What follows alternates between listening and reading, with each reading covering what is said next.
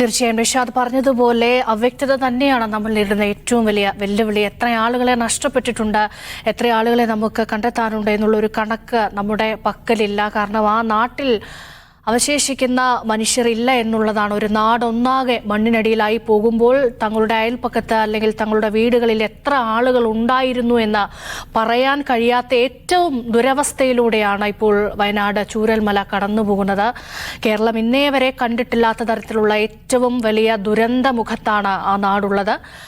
ഇപ്പോൾ മറ്റ് ചില റിപ്പോർട്ടുകളിലേക്ക് കൂടി നമുക്ക് പോകേണ്ടതുണ്ട്. പുഴയിലെ ശക്തമായ കുത്തൊഴുക്കിനിടയിലും ബെയിലി പാലത്തിന്റെ നിർമ്മാണം തുടരുന്നു എന്നുള്ള വിവരമാണ് വരുന്നത്. സൈന്യം ഇതിന് വേണ്ടിയുള്ള പ്രവർത്തനങ്ങൾ നടത്തിക്കൊണ്ടിരിക്കുന്നു. എത്രയും പെട്ടെന്ന് തന്നെ പാലത്തിന്റെ നിർമ്മാണം പൂർത്തിയാക്കാനാണ് സാധ്യത. ഷബീർ അമർ ചേരുന്നുണ്ട് വിവരങ്ങൾ നൽകാൻ. ഷബീർ, എന്തായി ഇപ്പോഴുള്ള നിർമ്മാണ പ്രവർത്തനങ്ങൾ? പ്രതികൂല കാലാവസ്ഥയാണ്, ഒപ്പം തന്നെ രാത്രി വൈകിയിരിക്കുന്നു. എന്നാൽ പോലും രക്ഷാപ്രവർത്തനവുമായി ബന്ധപ്പെട്ട പ്രവർത്തനങ്ങൾ അവസാനിപ്പിക്കുന്നില്ല.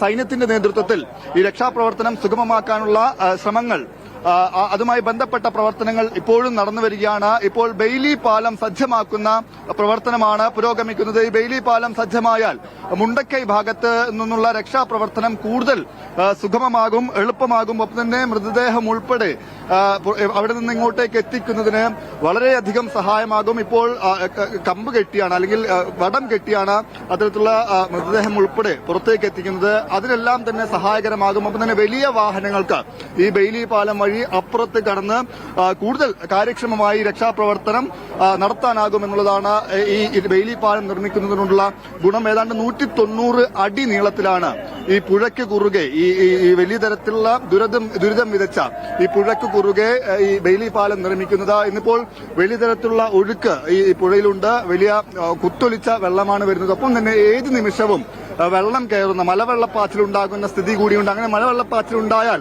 ആ നിലയ്ക്ക് വലിയ തരത്തിലുള്ള അപകടങ്ങൾക്കും സാധ്യതയുണ്ട്. അത് രക്ഷാപ്രവർത്തനത്തിന് തടസ്സമാകുമെന്നതുപോലെ രക്ഷാപ്രവർത്തനത്തിൽ ഏർപ്പെട്ടവർക്ക് അപകട സാധ്യതയുമുണ്ട്. അപ്പോൾ അതിനെല്ലാം തന്നെ അറുതി വരുത്തുന്ന നിലയ്ക്കാണ് ഇപ്പോൾ ബെയിലി പാലം നിർമ്മിക്കുന്നത്. 190 അടിയിൽ ഈ പുഴയ്ക്ക് കുറുകെ പാലം നിർമ്മിക്കുകയാണ്. നിർമ്മാണം പുരോഗമിക്കുകയാണ്.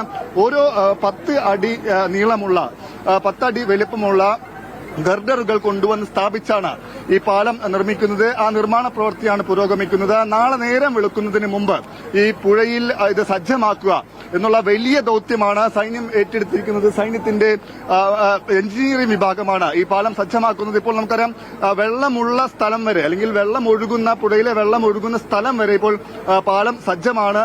അതിനുശേഷമാണ് കുത്തിയൊലിച്ചൊഴുകുന്ന ജലം ഈ പുഴയിലുള്ളത്. അത് മറികടന്ന് വേണം, ആ ഒഴുക്കിനെ മറികടന്ന് വേണം ഈ പാലം പൂർണ്ണമായി അക്കരെ വരെ എത്തിക്കാൻ. അപ്പോൾ വലിയ തരത്തിലുള്ള ദൌത്യമാണ് സൈന്യം ഏറ്റെടുത്തിരിക്കുന്നത്. രാത്രി വൈകിയും വലിയ പ്രതികൂല സാഹചര്യത്തിലും, പ്രതികൂല കാലാവസ്ഥയാണ്. ഒപ്പം തന്നെ രാത്രി വൈകിയിരിക്കുന്നത്. ഏത് നിമിഷവും മലവെള്ളപ്പാച്ചിലുണ്ടാകാം. അത്തരത്തിലുള്ള പ്രതികൂല സാഹചര്യത്തിലാണ് സൈന്യം ഇത്തരമൊരു വലിയ ദൌത്യം ഏറ്റെടുത്ത് നടത്തുന്നത്. എന്തായാലും ഈ സമാനതകളില്ലാത്ത ദുരന്തം കേരളം ഇതുവരെ കണ്ടിട്ടുള്ളതിൽ വെച്ച് ഏറ്റവും വലിയ ദുരന്തം എന്ന് വിശേഷിപ്പിക്കാവുന്ന ദുരന്തത്തിൽ അത്രയും വലിയ രക്ഷാപ്രവർത്തനമാണ്, സമാനതകളില്ലാത്ത രക്ഷാപ്രവർത്തനമാണ് ഇപ്പോൾ സൈന്യത്തിന്റെ ഉൾപ്പെടെ ഭാഗത്തുനിന്ന് നടക്കുന്നത്. അത്രയധികം കാര്യക്ഷമമായ ഇടപെടൽ ഓരോ വിഭാഗവും നടത്തുന്നു. ഓരോ മനുഷ്യനെയും, ഈ ഒറ്റവരെ നഷ്ടപ്പെട്ട് കഴിയുന്ന മനുഷ്യർ, വിലപിച്ച് കഴിയുന്ന മനുഷ്യർ, അവർക്ക് ആശ്വാസമാണ് ഇത്തരം രക്ഷാപ്രവർത്തനം. എന്തായാലും അവസാനത്തെ പരിശോധനയും പൂർത്തിയാക്കുന്നതുവരെ ഈ ഭാഗങ്ങളിൽ ഈ രക്ഷാദൌത്യം നടത്തുമെന്നാണ് വിവിധ രക്ഷാപ്രവർത്തനത്തിൽ ഏർപ്പെട്ടിട്ടുള്ള വിവിധ സംഘാംഗങ്ങൾ അറിയിക്കുന്നത്, വിവിധ ഉദ്യോഗസ്ഥർ അറിയിക്കുന്നത്. എന്തായാലും ഈ ബെയിലി പാലം നിർമ്മാണം പുരോഗമിക്കുകയാണ്. നാളെ നേരം വെളുക്കുന്നതിന് മുമ്പ് ബെയിലി പാലം നിർമ്മാണം പൂർത്തിയാവും. അപ്പോൾ രക്ഷാപ്രവർത്തനം കൂടുതൽ കാര്യക്ഷമമാകും. അതായത് ചൂരൽമലയിൽ നിന്ന് മുണ്ടക്കൈയിലേക്കാണ് പാലം നിർമ്മിക്കുന്നത്. നേരത്തെ ഉണ്ടായ മലവെള്ളപ്പാച്ചിലിൽ, അല്ലെങ്കിൽ ഉരുൾപൊട്ടലിൽ ഇവിടെ ഉണ്ടായിരുന്ന പാലം ഒലിച്ചു പോയതാണ്. അതാണ് രക്ഷാപ്രവർത്തനത്തിന് വളരെയധികം പ്രതിസന്ധി സൃഷ്ടിച്ചത്. ആ പ്രതിസന്ധി മറികടക്കാനാണ് ഇപ്പോൾ ഇനി ആരെങ്കിലും കുടുങ്ങിക്കിടക്കുന്നുണ്ടോ എന്നതടക്കം പരിശോധിക്കേണ്ടതുണ്ട്. ഉറ്റവരെ നഷ്ടപ്പെട്ടവർ ഈ മണ്ണിനടിയിൽ എവിടെയെങ്കിലും പുതഞ്ഞുകിടക്കുന്നുണ്ടോ എന്നതടക്കം പരിശോധിക്കേണ്ടതുണ്ട്. അത്തരത്തിൽ രക്ഷാപ്രവർത്തനം, തിരച്ചിൽ വളരെ വേഗത്തിൽ കാര്യക്ഷമമായി നടത്താൻ ഈ ബെയിലി പാലം ഗുണകരമാകും. അപ്പോൾ നാളെ നേരം വെളുക്കുന്നതിന് മുമ്പ് ബെയിലി പാലം നിർമ്മാണം പൂർത്തിയാകുമെന്നാണ് ഇപ്പോൾ പ്രതീക്ഷിക്കുന്നത്. പക്ഷേ പ്രതികൂല കാലാവസ്ഥയുണ്ട്, കുത്തിയൊലിച്ചൊഴുകുന്ന വെള്ളമുണ്ട്. അതിനെല്ലാം മറികടന്ന് വേണം ഈ പാലം നിർമ്മാണം പൂർത്തിയാവാൻ. എന്തായാലും ഈ പാലം പൂർത്തിയായാൽ അത് രക്ഷാപ്രവർത്തനത്തിന് വളരെയധികം ഗുണകരമാകുക തന്നെ ചെയ്യും. ഷബീർ അമറാണ് വിവരങ്ങൾ നൽകിയത്. യുദ്ധകാല അടിസ്ഥാനത്തിലുള്ള പ്രവർത്തനങ്ങളാണ് സൈന്യത്തിന്റെ ഭാഗത്തു നിന്നുണ്ടാകുന്നത്. കാലാവസ്ഥ മോശമാണ്, പക്ഷേ അതിനെ ഒന്നും ഗൗനിക്കാതെ വളരെ ചടുലതയോടുകൂടി പാലം നിർമ്മാണം മുന്നോട്ട് പോവുകയാണ്. ഈ പാലം പൂർണ്ണമായി സജ്ജീകരിച്ചാൽ മാത്രമേ രക്ഷാപ്രവർത്തനം കൂടുതൽ സുഗമമാക്കാൻ കഴിയൂ. മുണ്ടക്കൈ അടക്കമുള്ള മേഖലകളിലേക്ക് യന്ത്ര സാമഗ്രികൾ കൊണ്ടുപോകേണ്ടത് ഇതേ വഴിയാണ്. ഇപ്പോൾ